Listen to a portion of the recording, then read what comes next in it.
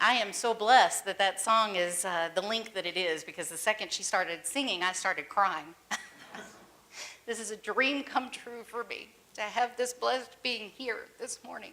I have been listening to that song nonstop for the last month, literally nonstop. And then to hear it played live, sung live this morning is such an incredible honor and a blessing. So thank you. Thank you. Yeah. So we are opening up to excellence this morning, aren't we? Our monthly theme is all about being excellent. And we've been covering it from the beginning of this month, the whole idea of resurrecting the truth of our being throughout the sacred holiday that we honored at the beginning of the month, that went way back to the pagan days and prior Christianity. And then we came into gratitude this last Sunday on being excellent. And now we're opening up to excellence, and we got to stop and think to ourselves, well, that is so incredibly wonderful, but exactly how again do I go about doing that? How again do we go about doing this? And this last weekend, as you found out if you were here on Sunday morning, our leaders within our center and our community got together all last weekend for a leadership retreat.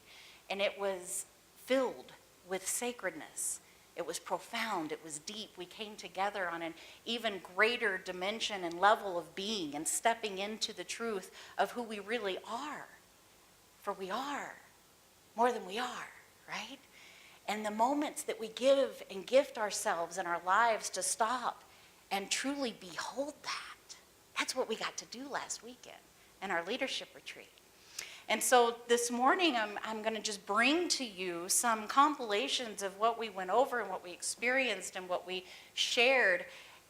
And it's on purpose, so to bring back to the community. We have been meeting, our sacred service circles have been meeting all this week, and we have another big one meeting after the service today, the marketing team. And it's all about opening up to our excellence in every area of our life. And it makes such a huge difference when we take that moment to reflect on what that really means to us. And so I want to start out by saying, and I think I just lost my mic. There we go.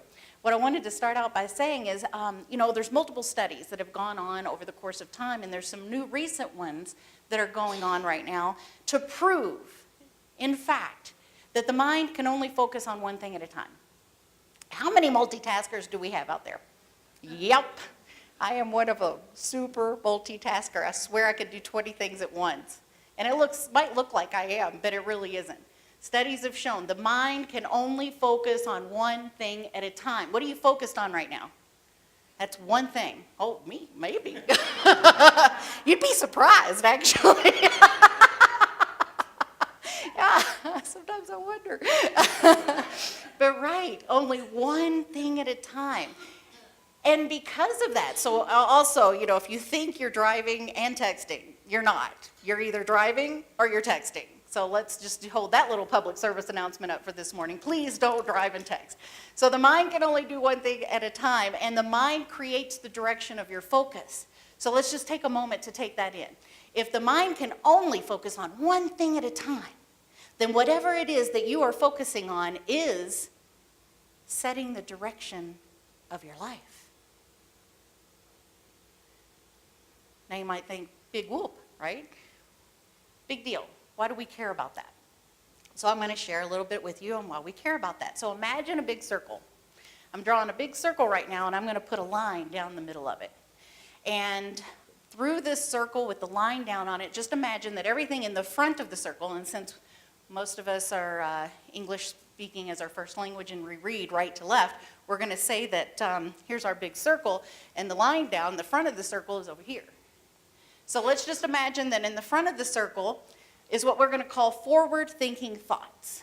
Those would be the thoughts that are uplifting, are positive, are optimistic, motivational, inspirational, feel good. We like to move forward with those thoughts. And then just imagine on the other side of the line, of the circle, are what we would call backwards moving thoughts. Now, who can think of an example of a backward moving thought? Usually those show up as maybe judgment or condemnation for self or others. Complaining, that would be a backward moving experience. when we complain about something. And so if the mind is only focusing on one thing at a time and you're complaining about something, what direction are you moving in? Backward or backward moving thoughts, right?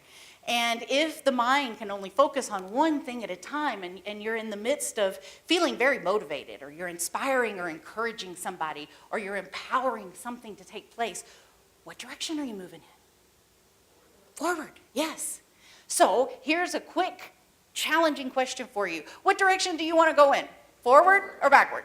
Forward. Very good, awesome. So if the mind can only focus on one thing at a time, what kind of thoughts would you like to be thinking? Right. But you know, these aren't always easy to do, is it?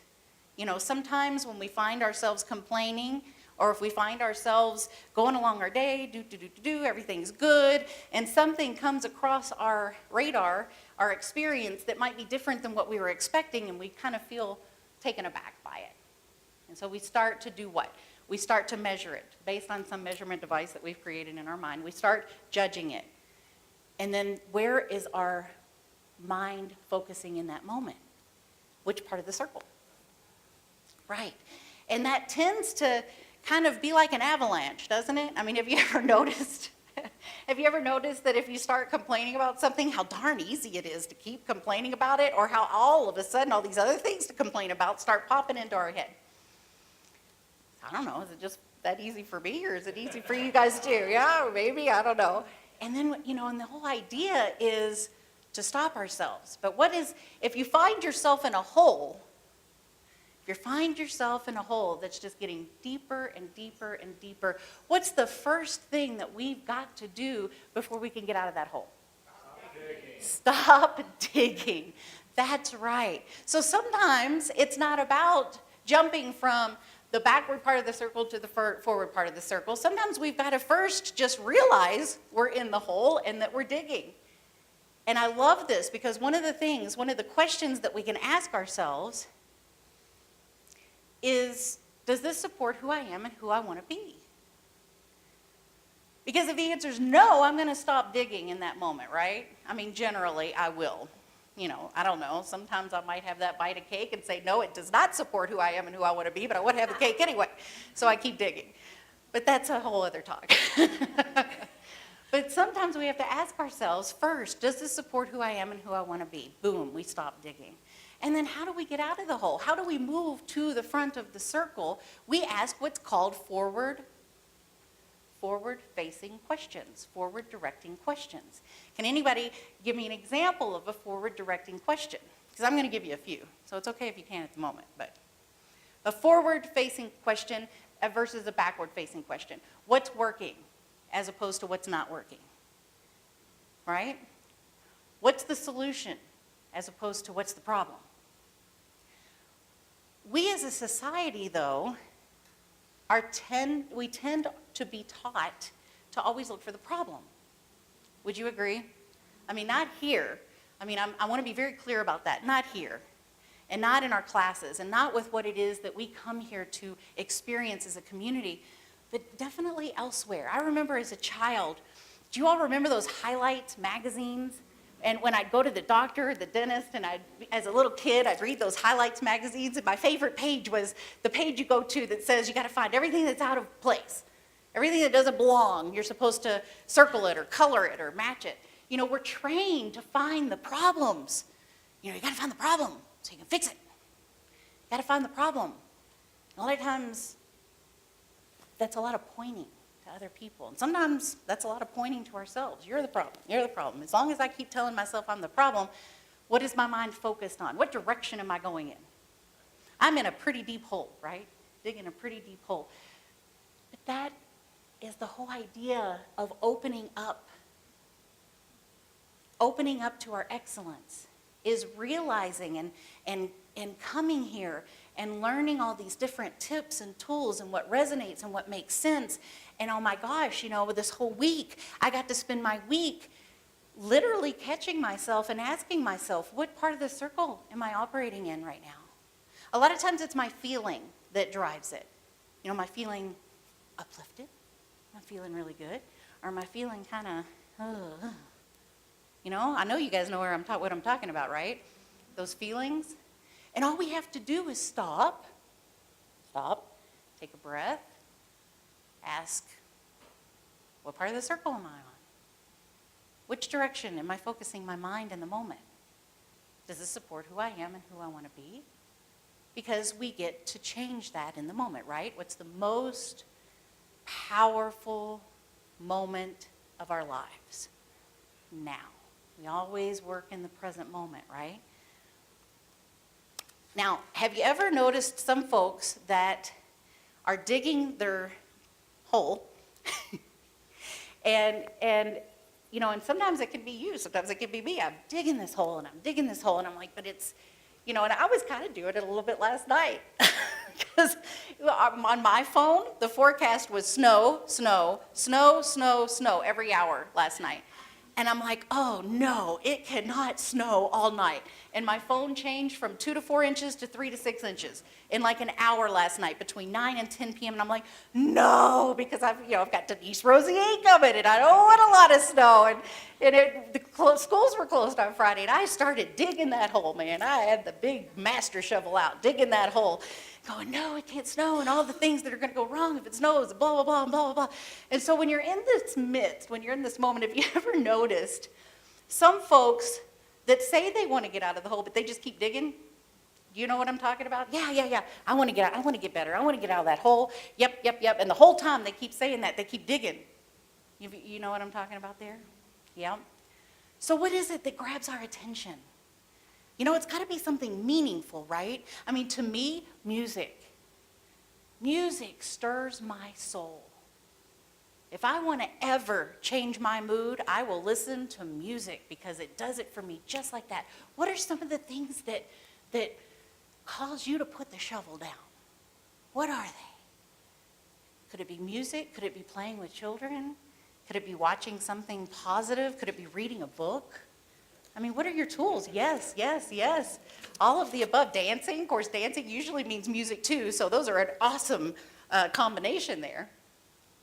Definitely. But sometimes we have to do what we need to do to stop digging and putting down that shovel.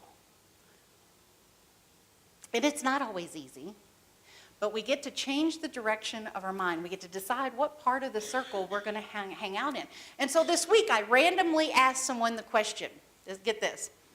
Randomly asked, what does it take to expand in conscious awareness? And do you know what they immediately told me? To open up and to let go of needing to be comfortable. Comfortable.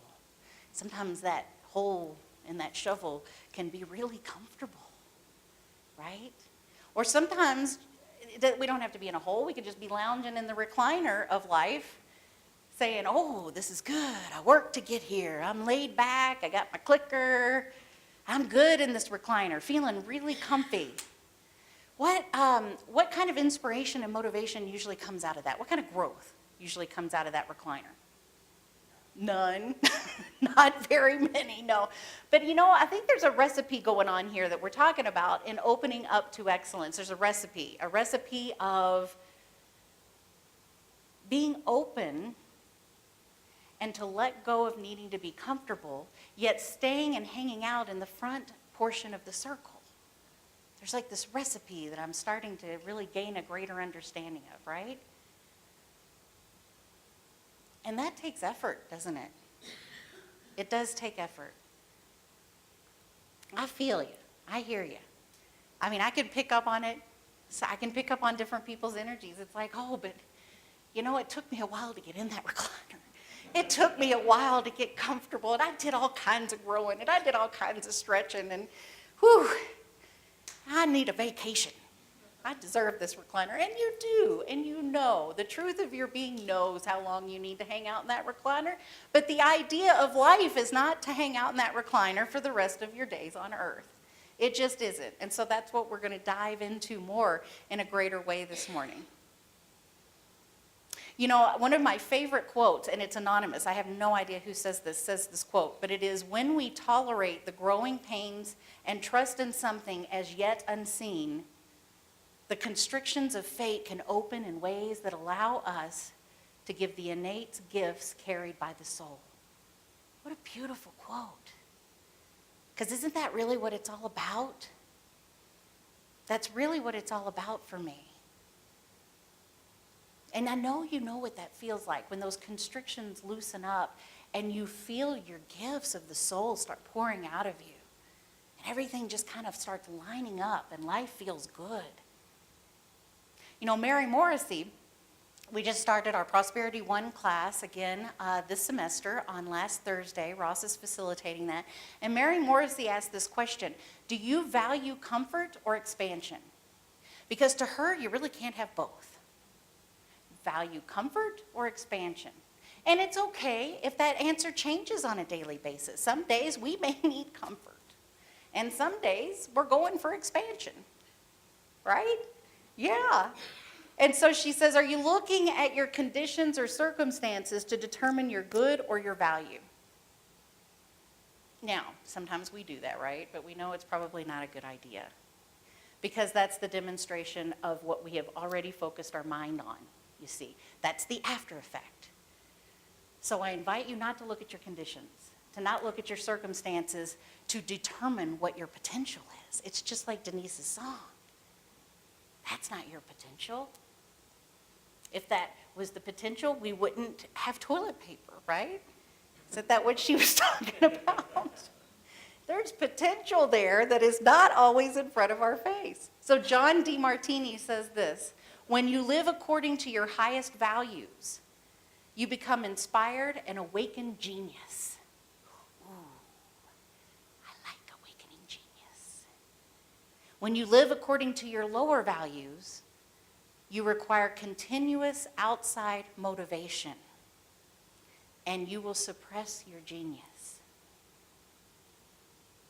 Your present purpose or mission in life and for life will reflect your present highest values. So now we're talking about values. Did anybody resonate with that quote?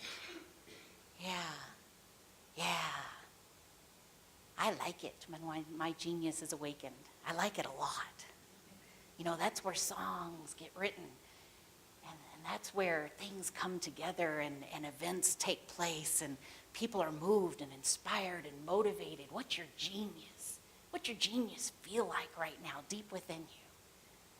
And just know your values are driving that. And so when we're sitting in that recliner and we're choosing comfy,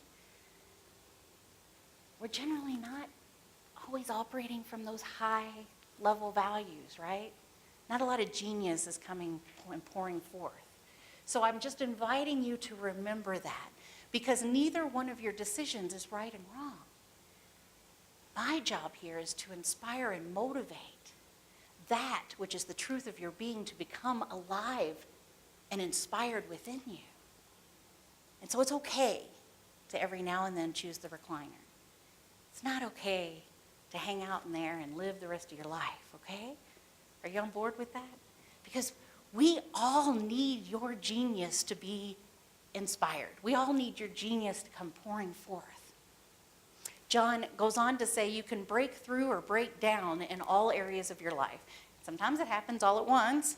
Sometimes it happens in an area here and an area there. We all know, we've been there. We know what it feels like. He says if you break down, you're listening to your fearful self. If you break through, you've listened to your immortal self. There's that genius again, right? Fearful self, immortal self. But there will always be fears in your life. It's okay, he's saying. I'm saying it's okay. Because a little bit of fear, what does that do? A little bit of fear can be quite motivational at times, right? Just a little bit. A little bit of fear could be motivational. Because a little bit of fear means that you're growing. It means that you might be a little uncomfortable, which means what? That there's some expanding going on. That there's some genius coming out of you in that moment, right? A little bit of fear. You're growing and challenging yourself beyond your comfort zones. And that's great. That's good. We celebrate that because that, to me, is a part of the stepping stones to opening up to your excellence, which is what we're talking about this morning. I have fears almost every day. I do. Now, I process them, I process through them, get to the root of it, find out what's driving it. It's good because a lot of times it's the ignition, the fire behind my butt to get me going on something, which I love. I love that kind of use, and that's a good use of fear. As long as I don't hang out in there, right? Because sometimes when we hang out in our fears, that's the comfy place. We don't want to do that. But I do know that fear is an incomplete view of what's going on. I can use it as a tool, but I don't want to marry it, right? Use it as a tool. And so you want to identify it, bring it up to completion and balance, and then walk through it. John DeMartini says a common fear is the fear of social rejection. This reminded me of Denise's song and the reason why she wrote it and what inspired that song, Open Up. Because a lot of times, and you can raise your hand or not, but how many times have you felt that genius spurring inside of you and just being all built up, ready to pour forth, and you put the major damper on it because of your fear of social rejection? How many times did that happen? Oh, yeah, okay, I'm seeing some hands there. You know, some people don't do what they love or don't allow that genius to come forth because they're afraid that people will reject them. People will reject them, organizations, society, whatever. You know, we are very creative, especially in the use of coming up with all the things that we need to be fearful about. We're very creative. The truth is, acceptance and rejection occur throughout our life all the time, right? They really do. Some people reject me, some people accept me. It's up to them, it's not up to me. It happens all the time. People will accept you, people will reject you. It's not up to you, it's up to them. Remember, it's none of your business what other people think of you. What is your business? That genius inside? Allowing that genius inside to pour forth through you and open up to a greater excellence in the truth of your being, that's your business. As far as I'm concerned, that's your business. John says the truth is acceptance and rejection occurs throughout your life, and the more extraordinary you become, the more you will receive both. How many have felt that in their life? Yep. So he goes on to say, learn to appreciate both equally. People come and go. They're transient, but you're with yourself for how long? How long are you with yourself? For the whole entire life, right? Right. So which relationship is it going to be really important to cultivate? Who? Yeah. So are you wanting to dampen your genius to come from coming out because you're a fear of being rejected of somebody outside of yourself? Or do you, in doing that, reject the genius of who you really are? That's not cultivating that lifelong, long-term relationship, is it? No. So let's just step into the forward part of the circle, inspiring, motivating, uplifting, empowering thoughts of yourself. Allow your genius to come through. Don't hang out in the fearful state. It's good. Don't reject it, because you know what happens when we reject things. They tend to persist. We want to embody and embrace that wonderful flame. It inspires me. It gets me going. Don't hang out there. Don't reject the genius of yourself. So in Denise's beautiful song, Open Up, she says, trust yourself. Even if you're scared, don't give in to fear. All the things you seek, you will find inside. Where is the truth of our being? It is inside, right? Rumi says it this way: you are a volume in the divine book. Think about that. You are a volume in the divine book, a mirror to the power that created the universe. Whatever you want, ask it of yourself. Whatever you're looking for can only be found inside of you. Open up. Open up to your excellence. Let that genius flow through you. Denise's song says, don't waste your time.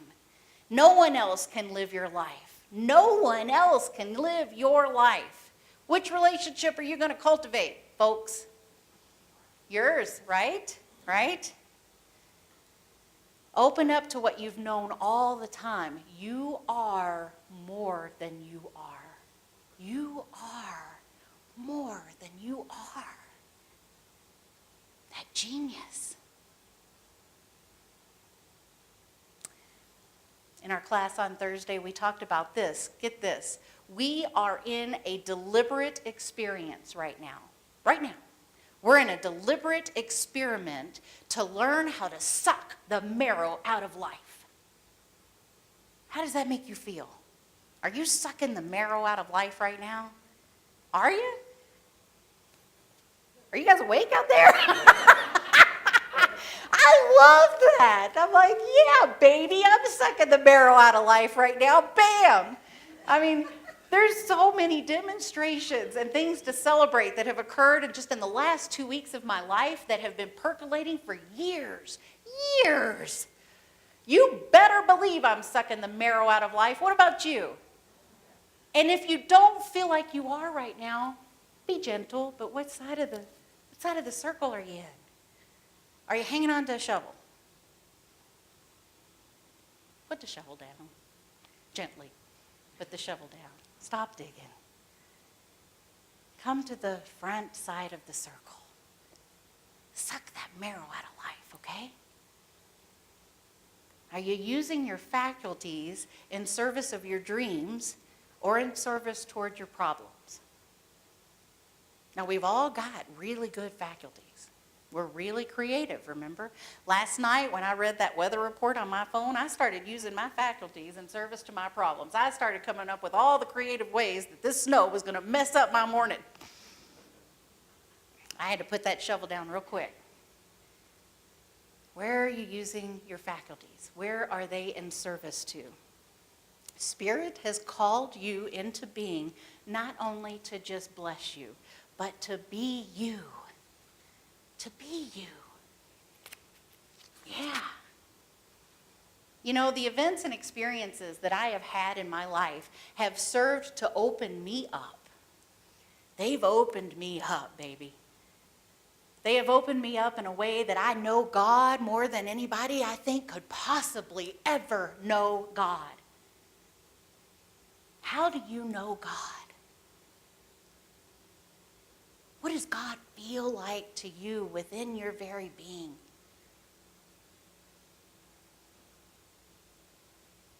Does it spur on your faculties, the use of your faculties in the service of your life, in the service of manifesting your dreams? You know, Denise, when I am finished with this talk, is going to get up and sing my second favorite song of all time. And that is a song called I Know God. And that's why I'm asking the question. You see, everything that we get to embrace our beautiful hearts and souls around is all about experiencing the divine that's within us. It's knowing God. It's a blessing, and it's a gift, and it's beautiful, and it's amazing. It's awe-inspiring, and it's sucking the marrow out of life. Right? Yeah. This too is good. If you're going through something that is heart-wrenching and heart-aching to you right now, embrace it, because this too shall pass, and this too is good. This too is God. What has your attention right now? What part of the circle are you hanging out in? Right? All right. You know, a disciple once asked Buddha how he would know the truth if he found it.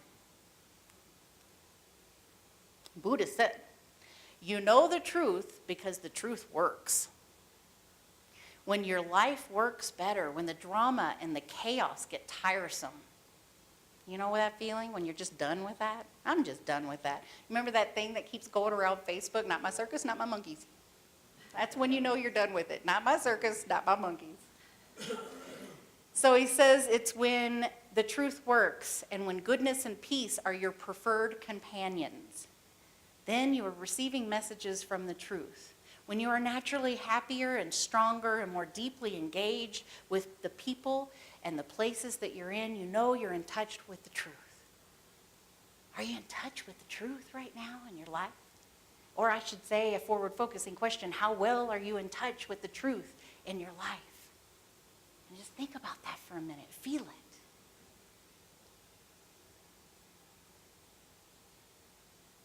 You know, there will always be pain in our life.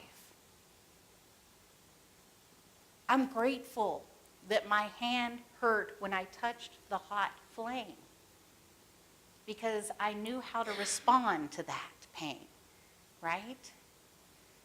There's something that we learn and we progress in spiritually when we experience pain. And I tell you, it definitely allows us to know God, doesn't it? We also know that if we resist pain, if we fear it, then what do we create? I know you guys know this because we've gone over this before. Suffering, right? Yeah, definitely. Definitely. Our resistance to pain stands between us and full-bodied living, to opening up to our excellence. So we really don't want to do that, do we? No. No. Denise's song, open up and spread your wings and rise above because you are more than you are.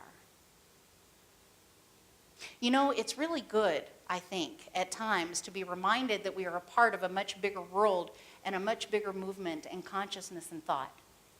You know, we are. We're a part of a huge world going on right now of conscious evolution. Can you feel it? Do you know it? Yes. You know, a part of that is being open to embrace and to hear the different rhythms of this movement, to hear the different words, to receive all the different messages that is the truth, capital T. It's good to be opened up to that kind of stuff. One of the things that we have that we're featuring here at the center in 2 weeks is the Amazing You Project. It's an opportunity for us to be open of the bigger movement of consciousness and thought that's going on.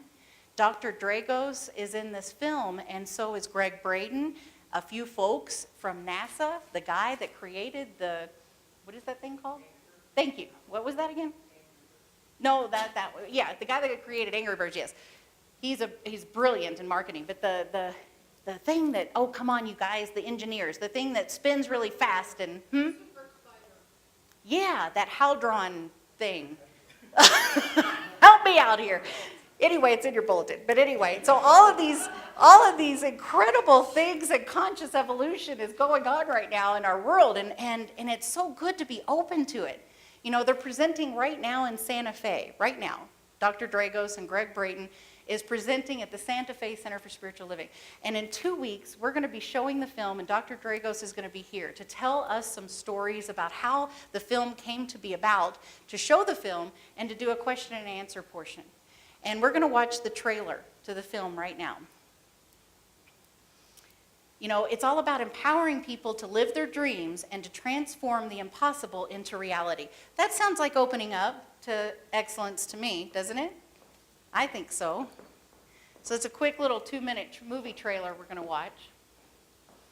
That's really what we're all about here this morning talking about, opening up to our excellence, opening up to this idea of moving outside of our comfort zone, maybe not hanging out so long in that comfy little recliner, and moving into allowing the genius that's within you to come out and have a love affair with life in a way that allows you to bring your creative genius into society, knowing that we are bettered because of it.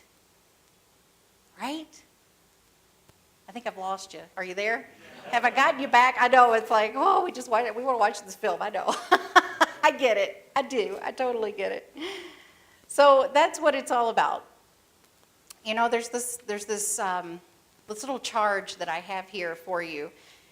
Make this promise to yourself and keep it. Vow to be a spiritual person filled with God's love. Think optimistically about your life, your profession, your family, your future. Trust your joy, not your fears. Take time to celebrate God's glorious creation, known as you, through you. And then when you fill your heart with joy and gladness, share your optimism with others. Operate on that forward part of the circle. And imagine, you know, this time next week, all of these dreams in your life coming true. Just this month, we've had several dreams come true just right here on this platform and right here within this community. That's powerful stuff, folks. That's sucking the marrow out of the bones of life. It is. So let's join.